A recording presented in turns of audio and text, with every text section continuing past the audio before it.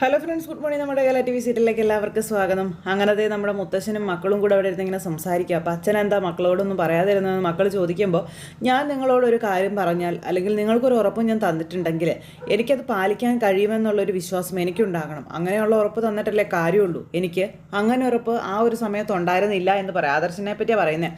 പിന്നെ UAE രാജകുടുംബമായിട്ട് നല്ല അടുപ്പമുള്ളത് കൊണ്ടാണ് അറസ്റ്റിലായ ആദർശിനെ രക്ഷപ്പെടുത്താനായിട്ട് കഴിഞ്ഞതെന്നും അച്ഛൻ ഇങ്ങനെ പറഞ്ഞു. അപ്പം എന്നാലും ഇതിനൊക്കെ കാരണക്കാരാരാണെന്ന് അറിയില്ലല്ലോ അച്ഛാ എന്ന് മക്കൾ പറയുമ്പം അതിനെപ്പറ്റിയുള്ള വിശദമായ അന്വേഷണങ്ങൾ നടക്കുന്നേ ഉള്ളൂ. AM ജ്വല്ലറിയാണ് പ്രധാനമായും സംശയിക്കേണ്ടത്. നാട്ടിൽ നിന്നും അവരെ സഹായിക്കാനേ ആളുണ്ടെന്ന കാര്യമൊക്കെ മുത്തശ്ശൻ ഇങ്ങനെ ഇവിടെ ഇരുന്ന് മക്കളോട് പറയുക. ഇവിടുന്ന് ആദർശ് ഫ്ലൈറ്റ് കയറിയപ്പോൾ തന്നെ അവിടെ അതിനെപ്പറ്റിയുള്ള വിവരങ്ങളെല്ലാം കിട്ടിക്കഴിഞ്ഞെന്നും പിന്നെ അതുകൊണ്ടാണ് അവൻ റൂമിലെത്തി കുറച്ച് കഴിഞ്ഞപ്പോൾ തന്നെ അറസ്റ്റ് ഉണ്ടായെന്നുള്ള കാര്യങ്ങളും മുത്തച്ഛൻ ഇങ്ങനെ ഇവരോട് പറയുവാണ്. പക്ഷേ ഈ കെണി ഒരുക്കിയവർക്ക് മനസ്സിലായില്ല നമുക്കവിടെയുള്ള സ്വാധീനം എന്താണ് എന്നുള്ളത്. അറബികൾ പോലും ആശ്രയിക്കുന്ന ജ്വല്ലറിയാണ് മൂർത്തീസ് ജ്വല്ലറി. നമ്മളുടെ പാരമ്പര്യവും അതുപോലെ നമ്മൾ ബിസിനസ്സിൽ കാണിക്കുന്ന ആ ഒരു സത്യസന്ധതയൊക്കെ അവർക്ക് നന്നായിട്ട് അറിയാമെന്നും പിന്നെ എന്നെപ്പോലെ ഒരാളുടെ കൊച്ചുമോൻ ഒരു കാരണവശാലും തെറ്റ് ചെയ്യില്ല എന്നുള്ള ഉറപ്പും അവർക്കുണ്ടെന്നുള്ള കാര്യവും മുത്തശ്ശൻ ഇങ്ങനെ ഇവിടെ പറയുക. അപ്പം അത് കേട്ടപ്പോഴും ഇവർ അങ്ങോട്ടും ഇങ്ങോട്ടും നോക്കുക കേട്ടോ. എന്തായാലും AM ജ്വല്ലറി എല്ലാം പിടിച്ചെടുക്കാനായിട്ടുള്ള തയ്യാറെടുപ്പിലാണ്. നമ്മളിനി അതിനെ അതിജീവിക്കുകയാണ് വേണ്ടത് എന്നും മുത്തശ്ശൻ ഇങ്ങനെ മക്കളോട് രണ്ടുപേരോടും പറഞ്ഞു. ആദർശിനിപ്പോൾ വാശിയായി കാണും. കാര്യങ്ങളൊക്കെ ഇത്രത്തോളമൊക്കെ ആയ സ്ഥിതിക്കെന്ന് പറയുമ്പം അവനോട് പെട്ടെന്ന് വരാൻ പറഞ്ഞില്ല അച്ഛാന്ന് ചോദിച്ചു മുത്തശ്ശൻ. അങ്ങനെ ഞാൻ പറഞ്ഞിട്ടുണ്ട്. അവൻ ഉടനെ തന്നെ ഇങ്ങ് എത്തുകയും ചെയ്യുന്ന കാര്യവും മുത്തശ്ശൻ പറഞ്ഞു. അത് മറ്റൊന്നും കൊണ്ടല്ല, നയനമോളുടെ അവസ്ഥ അറിയാവുന്നത് കൊണ്ടാണെന്ന് മുത്തശ്ശൻ പറയുക. പിന്നെ അതുപോലെ തന്നെ അവിടെ ഇനി എന്തെങ്കിലും കുഴപ്പമുണ്ടാവുകയാണെങ്കിൽ നിങ്ങൾ രണ്ടുപേരും മാത്രം പോവണ്ട, ഞാനും കൂടി വരാമെന്നും അപ്പോൾ പിന്നെ കുഴപ്പങ്ങളൊന്നും ഇല്ലല്ലോ എന്നും മുത്തശ്ശൻ ഇങ്ങനെ പറയുകയും ചെയ്തു. അപ്പോഴത്തേക്കും അജയനും ജയനും ഇങ്ങനെ അങ്ങോട്ടും ഇങ്ങോട്ടും നോക്കുക. അപ്പോൾ ഒറ്റയ്ക്ക് ആദർശിനെ നമ്മൾ വിട്ടു എന്നുള്ളൊരു പേരുദോഷവും വേണ്ട എന്നൊക്കെ പറഞ്ഞ് മുത്തശ്ശൻ ഇങ്ങനെ പറയുമ്പം ഈ സംഭവം അറിഞ്ഞതിന് ശേഷം മനസ്സ് നിറയെ ഒരു സന്തോഷം ആശ്വാസമൊക്കെയാണെന്ന് ജയൻ പറയുക. അജയനും അതെ ഏത് നേരം മൊബൈലിൻ്റെ മുന്നിലായിരുന്നു, എന്താണ് അവിടെ സംഭവിച്ചതെന്ന് അറിയാനായിട്ടെന്ന് ജയൻ പറയുമ്പോൾ 2-3 മാസമെങ്കിലും കഴിയാതെ അവൻ വരത്തില്ലെന്നും കൂടിയാണ് കരുതിയതെന്നും കൂടെ പറഞ്ഞു. അപ്പോൾ ആ സങ്കടം എന്തായാലും ശമിച്ചല്ലോ എന്നും നയനയുടെ പ്രാർത്ഥനയും ആ കുട്ടിയുടെ നന്മയും ആദർശിന് തുണയായിട്ടുണ്ടെന്നും അതുകൊണ്ടാണ് അവനെ ആർക്കും തളയ്ക്കാൻ പറ്റാത്തതെന്നുള്ള കാര്യങ്ങൾ മുത്തശ്ശൻ ഇങ്ങനെ പറയുവാണ്. എന്തായാലും അബിയുടെ ചീട്ട് കീറാറായി. മുത്തശ്ശന് ചില കാര്യങ്ങളിൽ ചില സംശയങ്ങളൊക്കെ വന്നു തുടങ്ങി. ഇത് കഴിഞ്ഞ് നമ്മുടെ ആദർശിനെ കാണിക്കുന്നത് അവിടെ ഗൾഫിൽ അവിടുത്തെ സ്റ്റാഫുകളൊക്കെ ആയിട്ടിരുന്ന് നമ്മുടെ ആദർശ് സംസാരിക്കുക. അപ്പോൾ നിങ്ങൾക്ക് അറിയാലോ, നമ്മുടെ എതിരാളികളൊക്കെ കരുതിയിരിക്കുന്നത് ഞാനിപ്പോഴും ജയിലിലാണെന്നുള്ളതാണെന്നും ഞാൻ സ്റ്റേഷനിൽ നിന്ന് റിലീസായ കാര്യം അവരാരും അറിഞ്ഞിട്ടില്ലെന്ന കാര്യവും തൽക്കാലം ആ ഒരു വിവരം വേറെ ആരും അറിയണ്ടെന്നും ആദർശ് ഇവരോട് പറയുവാണ്. അതുപോലെ തന്നെ ഞാൻ ജയിലിലാണെന്ന് നിങ്ങളെല്ലാവരും പരസ്യപ്പെടുത്തണം. നാളെ രാത്രിയിലെ ഫ്ലൈറ്റിന് എനിക്ക് പോകണം. പുലർച്ചെ ഒരു 3 മണിക്ക് മുന്നേ എനിക്ക് നാട്ടിലെത്തണം. ഞാൻ അവിടെ എത്തിയതിന് ശേഷം മാത്രം ഈ വിവരം എല്ലാവരും അറിഞ്ഞാൽ മതി. എന്നെ ജയിലിൽ കിടത്തണമെന്ന് ആഗ്രഹിച്ചവർ അത് നടക്കാതെ വരുമ്പോഴേക്കും അതിനുവേണ്ടി അടുത്ത മാർഗം നോക്കുമോ ഇല്ലയെന്നൊന്നും പറയാൻ പറ്റത്തില്ല എന്നൊക്കെ പറഞ്ഞു ആദർശ്. അപ്പോൾ സാറിനെ ജയിലിലാക്കാൻ വേണ്ടിയിട്ട് മാത്രമാണ് ഇവിടെ ഇങ്ങനെ ഒരു സീനുണ്ടാക്കി സാറിനെ ഇങ്ങോട്ടേക്ക് വരുത്തിച്ചതെന്ന് സ്റ്റാഫ് പറയുമ്പം എന്നൊന്നും പറയാൻ പറ്റത്തില്ല. നമ്മുടെ ജ്വല്ലറി ഇപ്പോൾ 2ാമതാണ് നിൽക്കുന്നത്. AM ജ്വല്ലറിയാണ് 1ാമത് നിൽക്കുന്നത്. എന്തുകൊണ്ടാണ് ജ്വല്ലറി താഴേക്ക് പോകുന്നത് എന്ന് പഠിക്കാൻ വേണ്ടിയിട്ടാണ് ഞാൻ ഇങ്ങോട്ടേക്ക് വന്നതെന്ന് ആദർശ് അവരോട് പറയാം. ഇവിടെ പിന്നെ ഒരുപാട് പ്രശ്നങ്ങളുണ്ടായിരുന്നല്ലോ എന്ന് പറയുമ്പം കസ്റ്റമേഴ്സിനെ ആകർഷിക്കാൻ വേണ്ടിയിട്ട് കഴിഞ്ഞ 1 മാസമായിട്ട് കുറേ പരസ്യങ്ങൾ AM ജ്വല്ലറി ചെയ്തുകൊണ്ടിരിക്കുകയായിരുന്നു എന്നും അതിനിടയ്ക്ക് സാറിൻ്റെ വൈഫിൻ്റെ ചേച്ചിയെ വെച്ചുള്ള പരസ്യവും ഇവിടുത്തെ ചാനലുകളിലൊക്കെ അവർ കൊടുത്തിരുന്നു എന്നൊക്കെ അവർ പറയുക ആദർശിനോട്. മൂർത്തീസ് ജ്വല്ലറിയുടെ മരുമകൾ AM ജ്വല്ലറിയിൽ എന്നും പറഞ്ഞായിരുന്നു പരസ്യത്തിൻ്റെ തലക്കെട്ട് പോലും എന്നൊക്കെ പറഞ്ഞു. എന്ന് വെച്ചാൽ മൂർത്തീസ് ജ്വല്ലറിയേക്കാളും നല്ല സ്വർണം AM ജ്വല്ലറിയുടേതാണെന്ന് സാറിൻ്റെ വൈഫിൻ്റെ ചേച്ചി തന്നെ പരസ്യത്തിലൂടെ പറയുന്നുണ്ട്. അപ്പോൾ കുടുംബത്തിനകത്ത് ഒരുപാട് പ്രശ്നങ്ങളും കാര്യങ്ങളൊക്കെ ഉണ്ട്. എന്നെ എടുത്ത് ജയിലിലാക്കിയിട്ട് നാട്ടിലെ ബിസിനസ് തകർക്കാൻ വേണ്ടിയിട്ടാണ് നമ്മുടെ ഓപ്പോസിറ്റ് പാർട്ടികളൊക്കെ നോക്കിക്കൊണ്ടിരുന്നതെന്ന് ആദർശ് ഇവരോട് പറഞ്ഞു. ഇവിടെ നമ്മൾ കുറച്ച് കെയർഫുള്ളായി നീങ്ങിയേ പറ്റുമെന്നും പറഞ്ഞു. ഇന്നത്തെ ദിവസം ഒരു 4-5 മീറ്റിംഗ് ഞാൻ വിളിച്ചിട്ടുണ്ട്. വിശ്വസ്തരായ എല്ലാവരെയും എത്തിക്കണമെന്നും ആദർശ് അവരോട് പറയണം. പിന്നെ ഇനിയിപ്പോൾ കമ്പനിക്കകത്ത് ചാരന്മാർ കടന്നു കൂടിയിട്ടുണ്ട്. അവരാണ് നമ്മുടെ ഐഡിയാസൊക്കെ മറ്റുള്ളവർക്ക് ചോർത്തി കൊടുക്കുന്നത് പറയുമ്പം സാറിൻ്റെ വൈഫിൻ്റെ ഡിസൈനായിരുന്നു ഇവിടെ ട്രെൻഡിങ് ആയി മാറിക്കൊണ്ടിരുന്നതെന്നും AM ജ്വല്ലറിക്കാർ അതിനേക്കാളും ഡിസൈനർമാരെ കൊണ്ടുവന്നു എന്നുള്ള കാര്യവും പറയാം. അവിടെയും നമുക്ക് ചെറിയ തിരിച്ചടികൾ ഉണ്ടായിട്ടുണ്ട് എന്നൊക്കെ പറയുമ്പം എല്ലാത്തിനും നമുക്ക് പരിഹാരം കാണാം. എന്തായാലും എന്നെ ജയിലിൽ കിടത്തിയിട്ട് കമ്പനി പൊളിക്കാനുള്ള എതിരാളികളുടെ പ്ലാൻ നമ്മൾ പൊളിച്ചല്ലോ. ഇനി ഞാൻ നാട്ടിലെത്തിയിട്ട് എല്ലാവരുമായിട്ടൊന്ന് ആലോചിച്ചിട്ട് മുൻപോട്ട് എന്ത് വേണമെന്ന് നമുക്ക് തീരുമാനിക്കാമെന്ന് ആദർശ് പറഞ്ഞു. ശരി സാർ എന്നും പറഞ്ഞുകൊണ്ട് അവർ സ്റ്റാഫ് അവിടെ നിന്ന് പോയി. ആദർശ് പിന്നെ അവിടെ ഇരിക്കാം. ഇത് കഴിഞ്ഞ് പിന്നെ ദേവയാനി അവിടെ ഇരിക്കുക കേട്ടോ വീട്ടിൽ. അപ്പോൾ ദേവയാനിയാണെങ്കിൽ ഭയങ്കര ദേഷ്യത്തിലിരിക്കുമ്പോഴാണ് വലിയ സന്തോഷത്തിൽ തുള്ളലും ചാട്ടമൊക്കെ കഴിഞ്ഞ് അവരെല്ലാവരും കൂടെ കയറി വരുന്നത്. അതായത് അഭിയും നവ്യയും ജലജയും കൂടി. കുഞ്ഞാണെ ഭയങ്കര കരച്ചില്ല. അപ്പോഴത്തേക്കും നവ്യ ഇല്ലില്ല നമ്മളെത്തിയല്ലോ കരയണ്ടെന്നും പറഞ്ഞ് കുഞ്ഞിനെ സമാധാനിപ്പിക്കുന്നു. ജലജയുടെ കയ്യിൽ ഒരു കെട്ട് സാധനമുണ്ട്. വീട്ടിലേക്ക് ഭയങ്കര സന്തോഷത്തോടെ കയറി വരുന്നത്. ദേവയാനി അവിടെ ഇരിക്കുകയല്ലേ. അങ്ങനെ ജലജയെ കണ്ടപ്പോഴത്തേക്കും നമ്മുടെ ദേവയാനി കാലും കയറ്റി അങ്ങനെ ഇരിക്കുക. വലിയ ചിരിയും ചിരിച്ച് കയറി വന്ന് ജലജയുടെയും അബിയുടെയും ചിരി വന്നതുപോലെ വന്നതിനേക്കാൾ സ്പീഡിൽ അതങ്ങ് മാഞ്ഞും പോയി.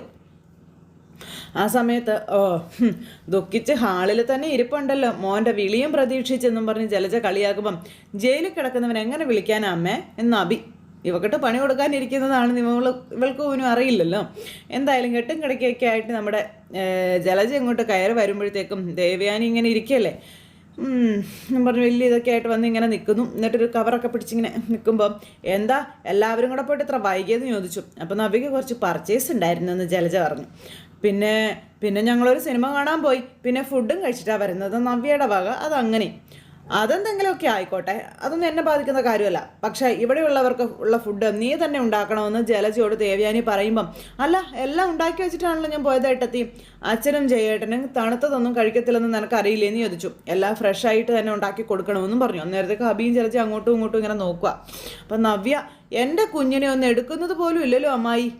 അപ്പം ഞാനെന്തിനാ എടുക്കുന്നത്? എടുക്കാൻ ജലജയും ഒക്കെ ഇവിടെ ഇല്ലേന്ന് ചോദിച്ചു. എടാ ആ കുഞ്ഞിനെ വാങ്ങിക്കടാ എന്ന് ദേവയാനി ഇങ്ങനെ പറയുമ്പോഴത്തേക്കും അബി പറഞ്ഞതുപോലെ തന്നെ അനുസരിക്കുന്നു. കുഞ്ഞിനെ എടുക്കുക. നവ്യ ഇതൊക്കെ കണ്ട് അന്തം വിട്ടിങ്ങനെ നിൽക്കുക കേട്ടോ എന്ന് പറഞ്ഞുകൊണ്ട് ഇങ്ങനെ നിൽക്കുന്നു അബി. ആദർശേട്ടൻ്റെ വിളിയൊന്നും വന്ന് കാണത്തില്ലായിരിക്കും, അതിൻ്റെ ദേഷ്യമായിരിക്കും ഞങ്ങളോടൊക്കെ കാണിക്കുന്നതല്ലേ എന്ന് നവ്യ ചോദിക്കുമ്പോൾ അതിൻ്റെ മാത്രമല്ല അതിനപ്പുറം ചില നീരസങ്ങൾ നിന്റെ ഭർത്താവിനോടും നിന്റെ അമ്മായിയമ്മയോടും എനിക്കുണ്ടെന്ന് ദേവയാനി പറയുമ്പം ഇവനോട് കാണിക്കാവുന്ന വൈരാഗ്യമൊക്കെ കാണിച്ചില്ല അമ്മായി എന്ന് നവ്യ വലിയ ഡയലോഗ് ഇറക്കണം. ഇപ്പം ഇവനൊരു ജോലി പോലും ഇല്ലെന്ന് പറയുമ്പം കമ്പനിയെ തകർക്കുന്ന ഒരുത്തൻ അവിടെ ജോലി ചെയ്യേണ്ട ആവശ്യമില്ല എന്ന് പറഞ്ഞു. അങ്ങനെ ചിന്തിക്കുന്നതുകൊണ്ടാണ് പ്രതീക്ഷിക്കാത്ത പലതും ഇവിടെ ചിലർക്കൊക്കെ നേരിടേണ്ടി വരുന്നത് എന്ന് ദേവയാനിയോട് നവ്യ പറഞ്ഞു. അതിനെപ്പറ്റി ഇനി ഞാൻ കൂടുതലൊന്നും പറയുന്നില്ല എന്നും അവനവൻ്റെ പ്രവർത്തിക്കുള്ള ഫലം അവനവന് തന്നെ കിട്ടുമെന്ന് നവ്യ പറയുമ്പോഴും ദേവയാനി തുറച്ചു നോക്കുക. അതിൽ നിന്ന് ആർക്കും രക്ഷപ്പെടാനൊന്നും പറ്റത്തില്ല എന്നൊക്കെ പറഞ്ഞിട്ട് കുഞ്ഞിനെ എടുത്തുകൊണ്ട് നവ്യ അവിടുന്ന് തുള്ളിച്ചാടി അങ്ങ് പോയിട്ടോ. നവ്യ അങ്ങ് പോയി കഴിഞ്ഞപ്പോഴത്തേക്കും ജലജയും അഭിയും ദേവയാനിയുടെ മുന്നിൽ നിന്ന് പോകണമെങ്കിൽ ഇച്ചിരി വേർക്കും. അവളുടെ സംസാരത്തിനൊക്കെ ഞാൻ മറുപടി പറയണോടി എന്ന് ദേവയാനി ചോദിക്കുമ്പോൾ ഒന്നും വേണ്ട ഏട്ടത്തി, എന്താണെന്ന് വെച്ചാൽ ഞങ്ങൾ ചെയ്തോളാമെന്ന് ജലജ. അവൾക്കൊന്നും അറിയാത്തിടത്തോളം കാലം ഇങ്ങനെയൊക്കെ സംസാരിക്കുക തന്നെ ചെയ്യുമെന്ന് പറയുമ്പം സംസാരിക്കുകയാണെങ്കിൽ അവളുടെ നാവിനെ നീയും ഇവനും കൂടെ കടിഞ്ഞാണിട്ടോളണമെന്ന് പറഞ്ഞു ദേവയാനി. ഓന്നും പറഞ്ഞ് നിൽക്കുക അഭി. എടാ ആ ഗോഡൗണിൽ കുറച്ച് ആക്രി സാധനങ്ങളുണ്ട്, അത് നീ എത്രയും പെട്ടെന്ന് ആക്രിക്കടയിൽ കൊണ്ട് കൊടുക്കണമെന്ന് അബിയോട് പറയുമ്പം ആക്രിക്കടയിൽ വിളിച്ചാൽ അവരൊന്ന് സാധനങ്ങൾ എടുത്തുകൊണ്ട് പോയിക്കൊള്ളില്ല അമ്മായി. അത് വേണ്ട, നീ അതെടുത്തിട്ട് ആ മുറി വൃത്തിയാക്കണമെന്ന് പറഞ്ഞു ദേവയാനി. ജലജയും കൂടെ നിന്നെ സഹായിച്ചോളൂ എന്നും പറഞ്ഞു. ഓ എന്ന് പറഞ്ഞ് അഭി നിൽക്കുമ്പോൾ ഞങ്ങൾ എന്ത് വേണമെങ്കിലും ചെയ്തോളാം ഏട്ടത്തി, ഞങ്ങൾക്ക് അതിനൊന്നും ഒരു മടിയില്ല അല്ലടാ എന്ന് ജലജ ചോദിക്കുമ്പോൾ എന്നും പറഞ്ഞ് നിൽക്കുക മകൻ. എന്നും പറഞ്ഞുകൊണ്ട് എന്നിട്ട് രണ്ടെണ്ണങ്ങളും കൂടെ അകത്തേക്ക് കയറിപ്പോയി. ദേവയാനി എന്നിട്ട് ഇങ്ങനെ ദേഷ്യപ്പെട്ട് ഇങ്ങനെ അവിടെ നിൽക്കുക കേട്ടോ. പിന്നെ കാണിക്കുന്നത് അവിടെ ഇരുന്ന് കണക്ക് കൂട്ടിക്കൊണ്ടിരിക്കുകയാണ് അവിടെ വേണുമോൻ. തൊട്ടരികിൽ മകൾ നിൽപ്പുണ്ട്. അച്ഛനെന്താ ഈ ഡയറിക്കുറിപ്പ് നോക്കി എണ്ണിക്കൊണ്ടിരിക്കുന്നതെന്ന് ചോദിക്കുമ്പോൾ ഞാൻ വെറുതെ ഡയറിക്കുറിപ്പ് നോക്കുമല്ല, ഈ മാസത്തെ കടം നോക്കുകയാണെന്ന് അച്ഛൻ മോളോട് പറഞ്ഞു. ഏതാണ്ട് പലിശ മാത്രം ഒരു 3-3.5 ലക്ഷം രൂപ വേണ്ടി വരും എന്നും പറഞ്ഞു. പിന്നെ ബാങ്ക് ലോണ്, ഇൻസ്റ്റാൾമെൻറ്റ്, പാലുകാരൻ, പത്രക്കാരൻ, പിന്നെ ആ മീൻകാരൻ, എല്ലാം കൂടി ഒരു 4-4.5 ലക്ഷം രൂപ വേണ്ടി വരും എന്നൊക്കെ പറയുമ്പം അതുകൊണ്ടാണല്ലോ നമ്മൾ പറഞ്ഞുകൊണ്ടിരുന്നത് എന്തൊക്കെ സംഭവിച്ചാലും അനിയെ കളഞ്ഞിട്ട് വരരുതെന്ന്. എന്നിട്ട് ഇവളതൊന്നും കേട്ടില്ലല്ലോ എന്നൊക്കെ പറയുമ്പോൾ ഇപ്പോഴും കോടതിയിൽ കേസ് നടക്കുകയാണ്. കോടതിയിൽ കരഞ്ഞു മെഴുകിയ കോടതി ചിലപ്പം നഷ്ടപരിഹാരം വാങ്ങിച്ച് തരും അനന്തപുരിക്കാരുടെ കയ്യിൽ നിന്നും. അതുകൊണ്ട് കടമെങ്കിലും വീട്ടാമെന്ന് പറയുമ്പം അതൊന്നും നടക്കുമെന്ന് തോന്നുന്നില്ല അച്ഛാ. ഞാൻ മെൻ്റൽ പേഷ്യൻ്റ് ആണെന്ന് അവർ കോടതിയിൽ പ്രൂവ് ചെയ്തില്ലേന്ന് ചോദിച്ചു. എല്ലാവരും പറഞ്ഞത് അനന്തപുരിക്കാരോട് മുട്ടാൻ നിൽക്കരുതെന്ന്. അന്ന് ആരും കേട്ടില്ല. അതിനിടയ്ക്ക് കേരളത്തിലെ ഏറ്റവും പേര് കേട്ട വക്കീലിനെയാണ് നിനക്ക് വേണ്ടി വെച്ചതെന്നും അയാൾക്ക് എന്തായാലും ഫീസൊന്നും കൊടുക്കേണ്ടി വന്നില്ല, ഭാഗ്യം. നഷ്ടപരിഹാരത്തുകയുടെ 25% കൊടുക്കാമെന്ന് പറഞ്ഞതുകൊണ്ട് വലിയ തുകയൊന്നും കയ്യിൽ നിന്ന് പോയതും ഇല്ല എന്നും പറഞ്ഞു. രേവതി എന്നേരം ഇങ്ങനെ നോക്കി നിൽക്കുക. പിന്നെ കോടതി ചിലവെന്നൊക്കെ പറഞ്ഞ് കുറച്ച് പൈസ അല്ലറ ചില്ലറ ചിലവായെന്ന് പറയും. അല്ല, നീ ഒരുത്തനെ കണ്ടുവച്ചിട്ടുണ്ടല്ലോ, അവൻ UK അമേരിക്കയിലേക്കോ പോകാൻ നിൽക്കുമല്ലേ എന്ന് രേവതി ചോദിക്കണം. അവിടെ പോയിട്ട് ഞങ്ങൾക്ക് എന്തെങ്കിലുമൊക്കെ അയച്ചുതാ, ഞങ്ങളും ജീവിക്കട്ടെ എന്ന് രേവതി പറയുമ്പം മകളുടെയും മരുമോൻ്റെയും പണം കൊണ്ട് ജീവിക്കാൻ നിങ്ങൾക്കൊന്നും നാണമില്ലേന്ന് ചോദിച്ചപ്പം, നീ ഇത്രയും കാലം സുഭിക്ഷമായി ജീവിച്ചത് എൻ്റെ പണം കൊണ്ടല്ലേടി മോളെ എന്ന് അച്ഛൻ ചോദിക്കുമ്പം, എന്തോന്ന് പണം, സകല ആൾക്കാരുടെ കയ്യിൽ നിന്നും കടം വാങ്ങി, അതാണല്ലോ ഇപ്പം തിരിച്ചടയ്ക്കാൻ പറ്റാതെ ഡയറിയിലേക്ക് നോക്കി കണ്ണും തള്ളി ഇവിടെ ഇങ്ങനെ നിൽക്കുന്നത്. ഈ രീതിയിൽ മുന്നോട്ട് പോകാൻ ഇനി പറ്റുമെന്ന് തോന്നുന്നില്ല. എന്തെങ്കിലും ഒരു വരുമാനം കണ്ടെത്തിയേ പറ്റൂ. എല്ലാ മാസവും 5 ലക്ഷം രൂപയ്ക്കടുത്ത് ചിലവുണ്ട്, അത് എവിടെ നിന്ന് ഉണ്ടാക്കുമെന്ന് രേവതി ഭർത്താവിനോട് ചോദിക്കുക. പിന്നെ ഉണ്ടല്ലോ, പെട്ടെന്ന് കാശുണ്ടാക്കാൻ ഒരേ ഒരു മാർഗമുണ്ട്. അപ്പോൾ എന്തോന്നത്, നിങ്ങളെ ആരെങ്കിലൊക്കെ കൂട്ടിയിട്ടേ മുഖം മറച്ച് രാത്രിയിൽ അങ്ങ് മോഷണത്തിന് ഇറങ്ങിയാൽ മതി എന്ന് രേവതി പറയുമ്പം, നല്ല ഭാര്യ, ഇങ്ങനെ തന്നെ വേണം ഭർത്താക്കന്മാരെ ഉപദേശിക്കാൻ കേട്ടോ, അല്ലാണ്ട് ജോലിയും കൂലിയും ഇല്ലാത്ത നിങ്ങളോട് ഞാൻ എന്തോന്ന് പറയാനാണെന്ന് ചോദിച്ചു. ഞാനൊന്ന് പുറത്ത് പോയിട്ട് വരാമെന്നും പറഞ്ഞ് അനാമിക ഇറങ്ങുമ്പോൾ, നീ അവിടെ പോകുന്നു, ഞാൻ ഉൾബിയെ കാണാൻ പോകണു. അതാര്? ഞാൻ കെട്ടാൻ പോകുന്ന പയ്യനെ തന്നെ, സ്റ്റെഫിനെ കണ്ടിട്ട് വരാമെന്നും പറഞ്ഞിങ്ങനെ നിൽക്കുക ചേച്ചി. ഇനി അവനാണ് ആകെയുള്ള രക്ഷ, ഇനി അവൻ്റെ സ്വഭാവം എന്താണെന്ന് ദൈവത്തിന് തന്നെ അറിയാമെന്ന് പറയുമ്പം, എന്തായാലും നട്ടല്ലില്ലാത്ത അനന്തപുരിയ സന്തതികളെ പോലെ ആവില്ല എൻ്റെ സ്റ്റെഫി. അവൻ നല്ലൊരു ചെറുപ്പക്കാരനാ. എങ്ങനെയെങ്കിലും ഈ ഡിവോഴ്സ് ഒന്ന് കഴിഞ്ഞിട്ട് വേണം അവനൊപ്പം UK പോയി അടിച്ചു പൊളിച്ച് ജീവിക്കാൻ എന്നും പറഞ്ഞുകൊണ്ട് അനാമിക മോള് മാറങ്ങോട്ടെന്ന് പറഞ്ഞു അച്ഛനെ തള്ളി തെറിപ്പിച്ചിട്ട് അവിടെ നിന്ന് അങ്ങ് പോയിട്ടോ. മോള് പോയി കഴിഞ്ഞപ്പോൾ അമ്മയും അച്ഛനും കൂടി, നിന്റെ മോളോട് അധികം സ്വപ്നം കാണരുതെന്ന് പറഞ്ഞേക്കണേ രേവതി എന്ന് വേണു പറഞ്ഞു. അവൾ ഏതായാലും അവളുടെ ഭാവി സുരക്ഷിതമാക്കി. നിങ്ങൾ എങ്ങനെയെങ്കിലും 1-2 മാസത്തേക്ക് ഈ കടമൊക്കെ ഒന്ന് അടച്ചു തീർക്കാൻ രേവതി പറയാം. അത് കഴിഞ്ഞിട്ടൊരു വിസയൊക്കെ സംഘടിപ്പിച്ചേ നമുക്കും അങ്ങോട്ട് പോകാമെന്നും പറഞ്ഞു. പിന്നെ കടക്കാരുടെ ശല്യമൊന്നും ഉണ്ടാവത്തില്ലല്ലോ, പലിശക്കാർ വീട്ടിൽ കയറി ഇറങ്ങത്തുമില്ലല്ലോ എന്നൊക്കെ പറയുമ്പോൾ, ഇനി അതേ ഉള്ളൂ ആകെ ഒരു രക്ഷ എന്നും പറഞ്ഞുകൊണ്ട് രേവതി ഇങ്ങനെ പറയുന്നത് കേട്ട് വേണു പറയുകയും ചെയ്തു. മോൾ അങ്ങ് പോവുകയും ചെയ്തു. അത് കഴിഞ്ഞതിന് ശേഷം പിന്നെ കാണിക്കാൻ നമ്മുടെ അനി അവിടെ നിന്ന് ആരുമായിട്ട് സംസാരിക്കാം. എന്നിട്ട് ആരുമായിട്ട് സംസാരിച്ച് അനി അവിടെ നിന്ന് ഇങ്ങോട്ടേക്ക് പോരുമ്പോഴത്തേക്കും ഈ അനാമിക അതുവഴി വണ്ടിയിൽ വരുമായിരുന്നു. അനാമിക വണ്ടിയിൽ വന്നിട്ട് വേഗം ഈ അനിയെ കണ്ടതും ഡ്രൈവറോട് വണ്ടി നിർത്താൻ പറഞ്ഞു. അയാൾ വണ്ടി നിർത്തി. അപ്പോൾ അനി റോഡ് ക്രോസ് ചെയ്ത് അപ്പുറത്തേക്ക് വരുമായിരുന്നു. ഇവൾക്ക് ചൊറിയാൻ തുടങ്ങി. അപ്പോഴത്തേക്കും വണ്ടിയിൽ നിന്ന് ഇറങ്ങി അനിയുടെ അടുത്തേക്ക് ചെല്ലും കേട്ടോ. അപ്പോൾ അനി ഇവളെ കണ്ടു. അനി അങ്ങനെ ഒന്നും അല്ലാത്ത പോലെ അവിടെ അങ്ങനെ നിൽക്കുക. അനാമിക എന്നിട്ട് അനിയുടെ അടുത്തേക്ക് ചെന്നിട്ട്, എന്തായടാ നീയൊക്കെ കൂടെ എന്നെ കോടതിയിൽ മെൻ്റൽ പേഷ്യൻ്റ് ആക്കിയില്ലേ, അവിടെ കിടന്ന് അഴിഞ്ഞാടിയില്ലടാന്ന് ചോദിച്ചു. ഇപ്പോൾ കോടതിയുടെ സഹായത്തോടെ എന്നാ നിനക്ക് നിൻ്റെ ഏട്ടനെ പുറത്തിറക്കാൻ പറ്റുന്നത് എന്നൊക്കെ അനാമിക ചോദിക്കുമ്പം, അതൊക്കെ ഞങ്ങളുടെ കുടുംബത്തിൻ്റെ കാര്യം, അതിലൊക്കെ നീ എന്തിനാ ഇടപെടുന്നതെന്ന് ചോദിച്ചു അനി ഇവളോട്. അപ്പോൾ അയാൾക്ക് മാത്രമല്ലടാ, നിനക്കും അങ്ങനെ ഒരു വിധി വരുവിടാന്നൊക്കെ അനാമിക പറയുമ്പം, എടി നീ നിൻ്റെ നാവെടുത്ത് പറഞ്ഞാലും നീ പ്രാഗിയാലും ഞങ്ങൾക്കാർക്കൊന്നും സംഭവിക്കാൻ പോകുന്നില്ല എന്ന് അനി എന്നിട്ട് ഇവളോട് പറഞ്ഞു. അടുത്ത കോടതി കൂടുമ്പം അധികം സാമർത്ഥ്യം കാണിക്കാൻ നിൽക്കാതെ ഒഴിഞ്ഞു പോടാന്ന് പറഞ്ഞു. അപ്പോൾ ഒഴിഞ്ഞു പൊക്കോണമെന്ന് പറഞ്ഞു. അപ്പോൾ അത്ര പെട്ടെന്നൊന്നും ഞാൻ ഒഴിഞ്ഞു പോവത്തില്ലടാ എന്ന് അനാമിക അനിയോട് പറയാം. അങ്ങനെ ഞാൻ ഒഴിഞ്ഞിട്ട് നിൻ്റെ ജീവിതത്തിലേക്ക് വേറെ ഒരുത്തിയെ പെട്ടെന്ന് കൂട്ടിക്കൊണ്ട് വരാമെന്ന് നീ കരുതുക വേണ്ടാന്ന് പറഞ്ഞു. ഓ നീ ഒഴിഞ്ഞു പോവണ്ടടി, നിന്നെ ഒഴിപ്പിച്ച് വിടാൻ മിടുക്കുള്ള വക്കീല എൻ്റെ കൂടെയുള്ളതെന്ന് പറഞ്ഞു.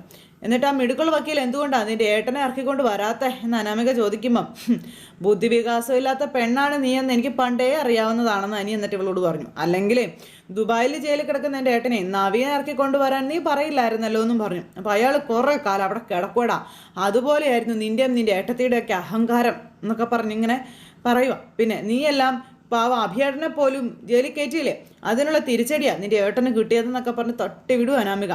ഗൾഫിലുള്ള നിൻ്റെ ജ്വല്ലറിക്ക് പ്രശ്നം ഉണ്ടായതൊക്കെ ഞാൻ അറിഞ്ഞു, ഇനി നാട്ടിലുള്ളതും തകരുവടാ എന്നൊക്കെ പറഞ്ഞു പറയും. അപ്പം ഇവൾ കാര്യങ്ങൾ അറിയുന്നുണ്ടല്ലോ എന്ന് അനി ഇങ്ങനെ മനസ്സിൽ ചിന്തിക്കുക.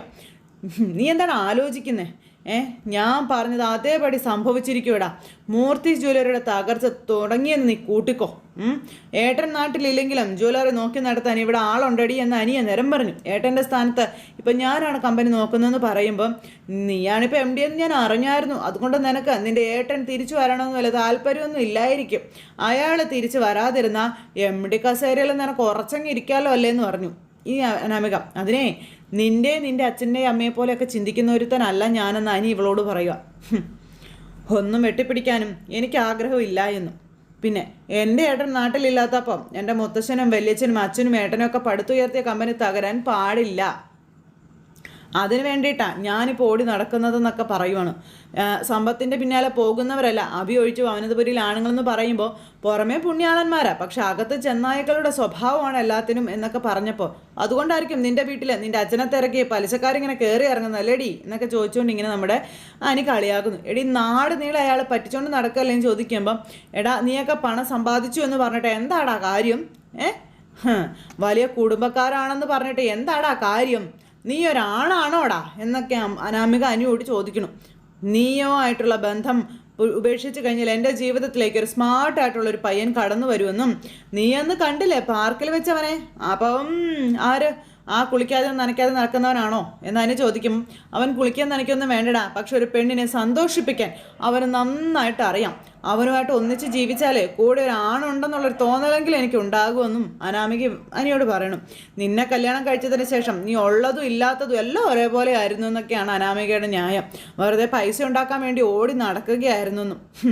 ചത്തിട്ട് ചിതയിലോട്ട് വെക്കുമ്പം വിറകിന് പകരം നോട്ടടിക്ക് വെക്കാവല്ലോ, എന്നിട്ട് അതിൽ നിന്നെ കത്തിക്കാം എന്നൊക്കെ പറഞ്ഞ് അനിയെ ഇങ്ങനെ ഇതാക്കിക്കൊണ്ടേ ഇരിക്കുക ഇവള്. നിന്റെ സമ്പാദ്യം കൊണ്ട് അത് മാത്രമാണ് പ്രയോജനമുള്ളൂ എന്നും പറഞ്ഞു. അത്രയും പറഞ്ഞിട്ട് അനാമിക അവിടെ നിന്ന് അങ്ങ് പോയി. എന്തായാലും അബിക്ക് ചിത കൊളുത്താനായിട്ട് അനാമിക തന്നെ ഒരു കാരണം എടുത്തിട്ടു. അബി ഇവർക്കിടയിൽ നിന്ന് കളിക്കുന്നുണ്ടെന്ന് ഇതോടുകൂടി എനിക്ക് എന്തായാലും മനസ്സിലാകും, അത് ഉറപ്പുള്ള കാര്യമാണ്. അത്രയും പറഞ്ഞ് ഷോ കാണിച്ച് അനാമിക ഇങ്ങ് പോന്നു. അപ്പോൾ അങ്ങനെ അനാമിക പോന്നു കഴിഞ്ഞപ്പോൾ അനി ഇങ്ങനെ ഭയങ്കര ദേഷ്യത്തിൽ റോഡ് സൈഡിൽ നിൽക്കുക കേട്ടോ. പിന്നെ കാണിക്കുന്ന നയനയാണ്. നയന ഇങ്ങനെ സ്വയം ചിരിച്ചുകൊണ്ട് ഇങ്ങനെ അങ്ങോട്ടും ഇങ്ങോട്ടും നടക്കും. അപ്പോഴാണ് ഈ ജലജ നയനയുടെ പുറകെ കൂടെ വരുന്നത്. അപ്പം നയനയെ കണ്ടു കഴിഞ്ഞപ്പോഴത്തേക്കും ജലജ അവിടെ നിന്ന് ചിരിക്കുക. നയന വിഷമിച്ച് നിൽക്കുകയാണെന്ന് ഓർത്ത്. ഭർത്താവ് ജയിലിലായതിൻ്റെ വേദനയിൽ നിൽക്കുക അവൾ എന്നൊക്കെ പറഞ്ഞ് സ്വയം ഇങ്ങനെ പറഞ്ഞ് വേറെ ചെന്നു കേട്ടോ ജലജയുടെ മുന്നിലേക്ക്. ആ മോളെ എന്നും പറഞ്ഞ് വിളിച്ചപ്പോഴത്തേക്കും നയന വിഷമം അഭിനയിച്ചു. എന്താണെന്ന് ചോദിച്ചു.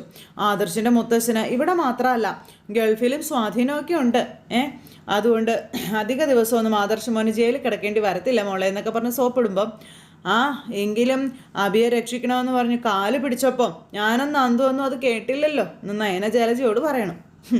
അതിൻ്റെ തിരിച്ചടി ഞങ്ങൾക്കൊക്കെ കിട്ടിയല്ലേ പറ്റൂ എന്ന് നയന പറയുവാണ്. നന്ദു ഇപ്പോൾ കിടപ്പിലായി.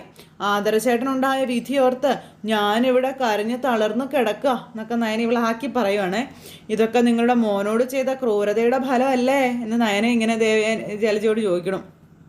അതൊക്കെ കേട്ടപ്പം അവൻ്റെ ഭാഗത്ത് തെറ്ററിഞ്ഞതോടെ അതൊക്കെ ഇല്ലാതായി മോളെ എന്നും പറഞ്ഞ് ജലജയുടെ സോപ്പ്. അവൻ ചെയ്തതേ ആർക്കും പൊറുക്കാൻ പറ്റാത്ത കാര്യങ്ങളല്ലേ, അതേപ്പറ്റി എനിക്ക് ചിന്തിക്കാൻ പോലും കഴിയുന്നില്ല എന്നൊക്കെ ജലജ പറയുമ്പം ഒരു പതനം ഉണ്ടാകുമ്പോൾ എന്തായാലും ഒന്ന് ഒതുങ്ങും എന്ന് നയന അന്നേരം ഇവരോട് പറഞ്ഞു. അത് കഴിഞ്ഞ് ഒരവസരം വന്നാൽ വീണ്ടും പത്തി വിടർത്തും. അതാണ് അമ്മയുടെയും മോൻ്റെയും സ്വഭാവമൊന്നും നയന ഇങ്ങനെ ജലജയോട് പറയാം. ഇനിയൊരുത്തി വരുന്നുണ്ട് വിദേശത്തെ പഠനമൊക്കെ കഴിഞ്ഞിട്ട്, അവളിനി എങ്ങനെയാണോ എന്താ എന്നും പറഞ്ഞ് ഇങ്ങനെ നയന പറയുമ്പോഴും ജലജ ഇങ്ങനെ അതം വിട്ട് നോക്കുക. മറ്റൊരു വീട്ടിൽ പോയി ജീവിക്കേണ്ടവളാണ്. ആ അനാമികയെ പോലെയൊക്കെ ആണെങ്കിൽ അവൾ പോയ സ്പീഡിൽ തന്നെ തിരിച്ചു വന്നോളൂ എന്നും നയന പറഞ്ഞു. അയ്യോ അവൾ എന്നെ പോലെ തന്നെ ഭയങ്കര പാവം മോളും ജലജ പറയുമ്പം ആര് പാവം പറഞ്ഞ് നയന ഇങ്ങനെ നിൽക്കണേ. നിങ്ങളുടെ മോളെ നിങ്ങളെപ്പോലെ ആകരുതേ എന്ന ഈ വീട്ടിലുള്ള എല്ലാവരുടെയും പ്രാർത്ഥന അത് നിങ്ങൾക്കറിയാമോ എന്ന് ചോദിച്ചു. അങ്ങനെ ആദർശേട്ടൻ ജയിലിലായതിൽ നിങ്ങൾ എത്രമാത്രം സന്തോഷിക്കുന്നുണ്ടെന്ന് എനിക്ക് നന്നായിട്ട് അറിയാമെന്നും പറഞ്ഞു. പിന്നെ മോൻ്റെ കഥകൾ അറിഞ്ഞതുകൊണ്ട് മാത്രമാണ് നിങ്ങൾ കുത്തുവാക്കുകളൊന്നും പറയാത്തതെന്നും എനിക്കറിയാമെന്നും നയന പറയുവാണ്. എന്നാൽ ഇപ്പോൾ നവ്യേച്ചി പറയുന്നുണ്ട് അഭിയോട് ഞാനും നന്ദുവും ചെയ്തതിൻ്റെ തിരിച്ചടിയാണ് ഞങ്ങൾക്ക് കിട്ടിക്കൊണ്ടിരിക്കുന്നത് കിട്ടിയതെന്നൊക്കെ. അതൊക്കെ കേട്ടിട്ടേ മരുമകൾക്കൊപ്പം നിൽക്കേണ്ട ആള് ഇങ്ങനെ മാറി ചിന്തിച്ചത് സ്വന്തം മോൻ അത്രയ്ക്ക് ദുഷ്ടനാണെന്ന് അറിഞ്ഞതുകൊണ്ടാണോ എന്ന് നയന ചോദിച്ചു. അപ്പം നീ ഇനി എന്തു പറഞ്ഞാലും ശരി ഞാൻ പ്രാർത്ഥനയോട് പ്രാർത്ഥനയായിരിക്കും ആദർശ മോൻ മടങ്ങി വരാൻ വേണ്ടിയിട്ടെന്ന് പറയുമ്പോൾ നിങ്ങളുടെ പ്രാർത്ഥന എന്താണെന്നൊക്കെ നന്നായി എനിക്ക് അറിയാമെന്ന് പറഞ്ഞു നയന. പക്ഷേ അതിനൊപ്പം എന്തായാലും ദൈവം നിൽക്കില്ല എന്നും ആദർശേട്ടന് എപ്പോഴായാലും മടങ്ങി വരുമെന്നും നയന പറയാം. ആ ഒരു ഉറപ്പ് എനിക്കുണ്ടെന്ന് പറഞ്ഞപ്പം അയ്യോ നിന്റെ നാവ് പൊന്നാവട്ടെ എന്ന് ജലജയുടെ വക ഡയലോഗ്. എന്നിട്ട് ജലജയാണെങ്കിൽ ഒരു ഉണ്ടാക്കി ചിരിയും ചിരിച്ച് അവിടെ നിന്ന് അങ്ങ് പോകുക കേട്ടോ. നയന ഇങ്ങനെ ഭയങ്കര ഇതിൽ നിൽക്കുമ്പോൾ പോയ ജലജ തിരിഞ്ഞു നോക്കി. ഇവളുടെ നാവ് പുഴുത്തു പോകണം. എന്നിട്ട് അവനങ്ങ് തൂക്കുകയറിലും എത്തണം, അതാണ് എൻ്റെ സന്തോഷമെന്നും പറഞ്ഞുകൊണ്ടിങ്ങനെ ജലജ സ്വയം പറഞ്ഞിട്ട് ഇങ്ങനെ അങ്ങോട്ട് പോകണം. നവ്യ അന്നേരം എൻ്റെ ആത്മവിശ്വാസം കൊണ്ട് അവിടെ ഇങ്ങനെ നിൽക്കുന്നിടത്ത് ഇന്നത്തെ നമ്മുടെ കഥ അവസാനിച്ചപ്പോൾ എല്ലാവരും കാത്തിരുന്ന് കാണണം കേട്ടോ. എല്ലാവർക്കും നല്ലൊരു ദിവസം ആശംസിക്കുകയാണ്. ടാറ്റാ.